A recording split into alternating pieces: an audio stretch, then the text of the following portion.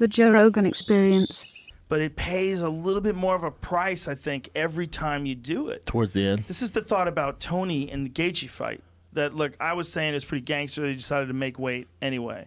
But then people that, like Dana said this, a couple other people said this, like, why would you do that? Doesn't make when sense. you know you're going to have to make weight again. I talked to Tony yesterday, and he said it had nothing to do with the weight. I'm sure. His loss had nothing to do with the weight. I'm sure he, look, he fought well. Yeah. But he had to have felt something from draining his body just a couple weeks ago. We know it didn't. We know it didn't. I don't mean to interrupt you. Right. We know it didn't help him. Right. We know that. Exactly. We know it didn't help him. Justin just fought an awesome fight, man. That's Yeah, true that's too. fair. That's Yeah. true too. Because this is the thing. It's like Tony took an inhuman amount of punishment, but his cardio is so much better than everyone else's. Even when he's getting rocked. to a ridiculous extent. Everyone knows, like better than anybody, how hard it is to breathe when you're getting hurt. If you're getting hurt and you're stunned, that's when your cardio goes out the window. Through the shitter. People don't realize when you get clipped, that drains your energy more than anything. Your cardio goes through the window. His cardio never went away. He was fine. He's already training. He was training today. He was He's dancing back. dancing in the emergency room. Yeah, he's ready to go back. He's taken this loss. Like, it gave me the chills listening to him talk last night. Yeah. Like, we're talking, I'm like, his champ shit only, that's in his losses too. Because he's like, listen, he goes, everybody in the world is suffering financially. And I got to go in there and make a whole bunch of money, and my family's secure. So I lost technically, but I won in life. Yeah, I'm winning. fair. So I'm just ready to go back and do it again. Hey, Eddie, he seriously feels great. Eddie, That's can I ask you this without you getting upset at me? When I was watching it, and I don't know Tony like you do, and obviously you're one of the greatest jiu-jitsu coaches of all time, but when I was watching it, in the fourth, or definitely in the fifth, I would have thrown in the towel. That crossed my mind, but I would have never done it. But I thought, man, it was because I know you. Listen, I know you. listen. I have never been a head MMA coach ever in my life. Never wanted to be. Never wanted to be, and even to this day, I've never been. That's not me. I'm not Trevor Whitman. That guy's amazing. I'm not Greg Jackson, Duke Rufus. That's a whole nother level. Head coach. That's the guy that should be talking to the fighter that's sitting down. I'm the wide receiver coach. I'm the guy that just throws in shit on the side, like, especially in a stand-up fight. I shouldn't have been mic'd because I knew this was going to be a stand-up fight. If the fight was going to go to the ground, if it was a Khabib fight, yeah, maybe there's going to be a lot of groundwork. Yeah, maybe it makes sense for television to mic me. But when they were micing me up, I'm like, I'm just there for emotional support because it's going to be a stand-up war. Yeah. Tony he hasn't had a takedown in 5 years. Yeah. He never takes anybody down. The last takedown he got was Gleason Tebow. Think about that. He goes out there, and you know what he does? When the fight ends up on the ground, it's like from a scramble. Someone took him down. Kevin Lee takes him down. That's where his jiu-jitsu comes in. We knew we were preparing for Khabib this whole time, which he was going to try to stay on his feet, obviously, and do his thing. And all of a sudden, 2 weeks before the fight, when it was April 18th, we get the opposite of Khabib. Such a dangerous and not only fight. the opposite in strategy, but the opposite and probably the heaviest-handed lightweight maybe ever. The most dangerous matchup for Tony. The most dangerous matchup. He lights people up with one shot. Yeah. So not even for 1 second did the camp think, oh, we got this one in the bag. From day one. So hold on, let me finish this. Let me finish this real quick. Let me get this off my chest. So the whole time we're training for a certain strategy. Now we got 2 weeks now. Now it's Justin Gaethje. Would the smart thing be to do a totally change Tony's style, or say fuck it, let's try to outbox this guy? Do Tony. Tony wanted to fucking strike. Tony was like, I'm going to go out there and I'll box him. That was the plan. Nobody said 100% it was going to work. You know what I mean? So, and it was weird. It was everything about that whole fight was weird. When you get there and there's nobody in the arena and it's super quiet. I've been to about 150 UFCs. I've cornered a bunch of fighters in the UFC. It was the weirdest thing. And one of the weirdest things was in between the first round and second round, they only allowed one coach in, right? Yes. And they said, who's it going to be? And I was the first one to say, not me. Like, I don't want to be I'm not the MMA head coach. It's got to be the striking coach that goes in there. Everybody agreed for sure. I'm like, I'm not going to be, it's always got to be the striking coach, the head coach, the guy that talks to him. I'm just the guy that offers suggestions. I've never wanted to be, never tried to be. So Billy or Rashad, Rashad Holloway. Rashad Holloway is his boxing coach, and Billy is his Muay Thai coach. So one of them went in, I'm on the outside. I had nothing to say. All I could say was, Tony, you're looking good. That's it. You know what I mean? Did either of them consider throwing the towel? No, we didn't talk about it. I just had it in my head. I didn't talk about it. But this is what happened.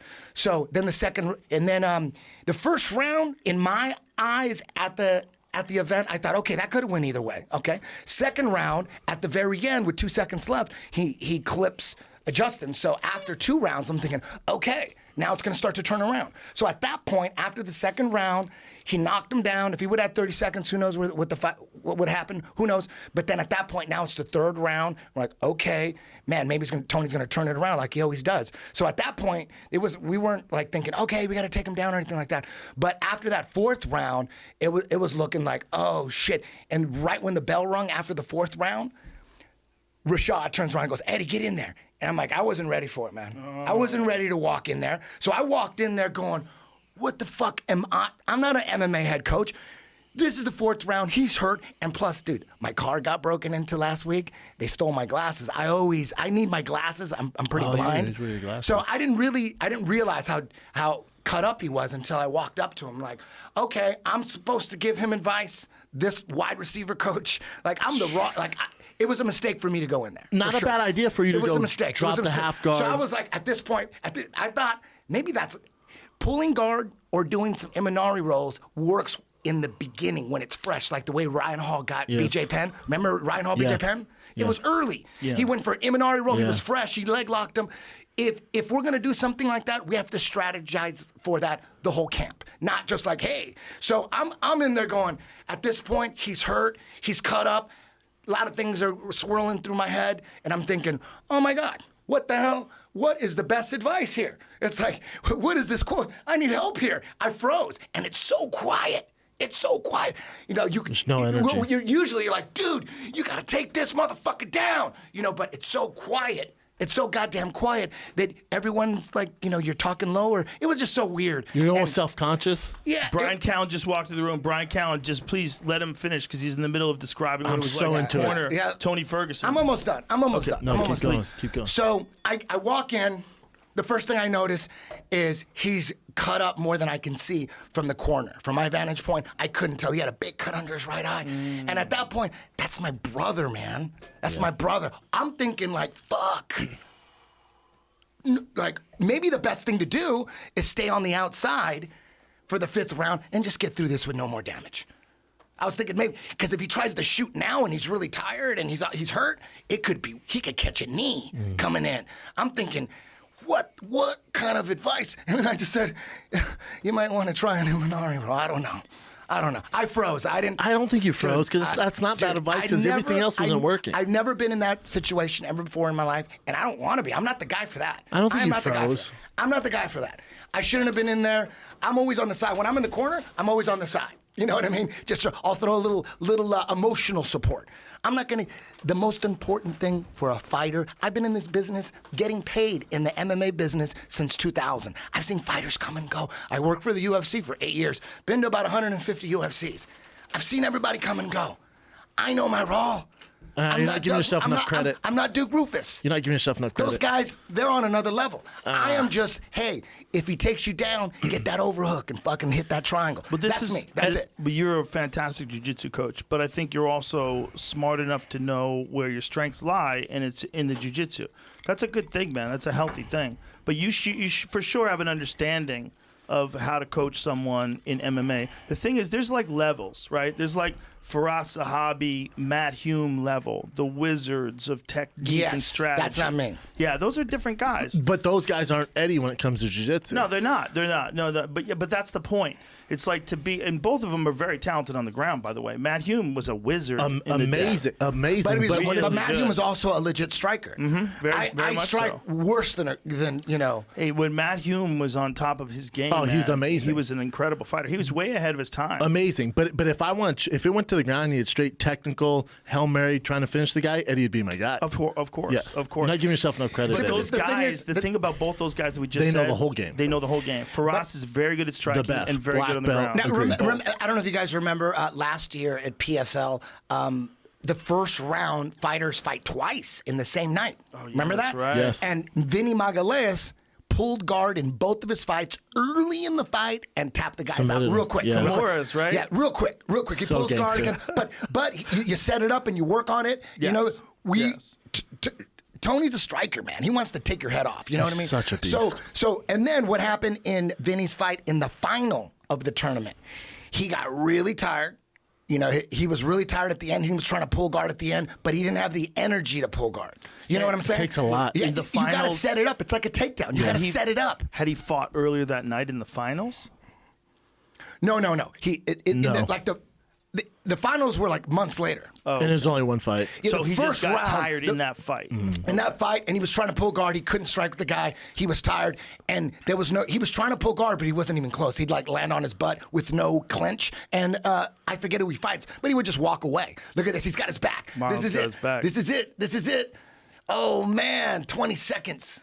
Tony's story's not over. There's so many good fucking matchups. No, dude. And He's one of the best. win, he's right there. Well, how Well, about also, this? you Well, have to take into consideration the fact that he didn't really get a full chance to game plan for a guy as dangerous as Justin and prepare for him. There's going to be It's a not rematch full eventually. camp. There'll be a rematch, and the training camp's going to be different. But here's the one thing: we could look back at this as a blessing in disguise in one way, because originally Tony and Conor was the fight, but then Conor loses to Khabib. And then now it's Tony and Khabib was the fight. Now, since they're both coming off losses, right now, Tony and Khabib makes the most sense. Right now. Can you imagine that? You mean Tony and Conor? Oh, yeah. No, Conor's coming off a Tony win and too, Conor, though. I'm sorry. I know Tony what and you're Conor. saying. I'm sorry. No, Conor's Tony- coming off a win. Cowboy. Oh, that's right. That's damn. Okay. But still, it still makes sense It because makes he a did lot of lose. sense. He did lose It to makes a lot of Khabib. sense. It makes sense because it's hard to pitch a Conor Khabib fight right now. It's like ooh, it's hard to pitch. No, that. Gaethje's right there. Gaethje's right there. But depending on what Khabib wants to do and his dad in bad health, if he's out for a little longer, then he can do Gaethje Conor. That's true. How about Gaethje, Khabib, and Tony Conor same card? Oh my God. Super Bowl. Oh my God. People sleep. People That's sleep. perfect. That's amazing. Come on. How That's- crazy would that that's be? Like New perfect. Year's Eve or something? You know what I But mean? you're also Gaethje, forgetting Khabib, Conor. ridiculous. Oh my God. Dude, That would be the I'll jack off greatest. to it right now. And then the winners of each fight, the winner of each fight Dude, each other. that's Yeah. an amazing card. Ridiculous. Tony versus Four-man Conor tournament. and Gaethje versus Khabib on You're- the same Everybody's card. heads would Holy explode shit. worldwide, simultaneously. There's 10 some rounds other of dark fury. horses for Tony, like Dustin Poirier's right there. Charles Oh, yeah. Charles Bro, Oliveira would be Charles Oliveira ridiculous. impresses me as much as anybody. Me too, dude. When he His was striking piecing right up now? Kevin Lee, I was like, this is crazy. His striking's gotten so much Chasing him better. down, man. Staying on the So outside.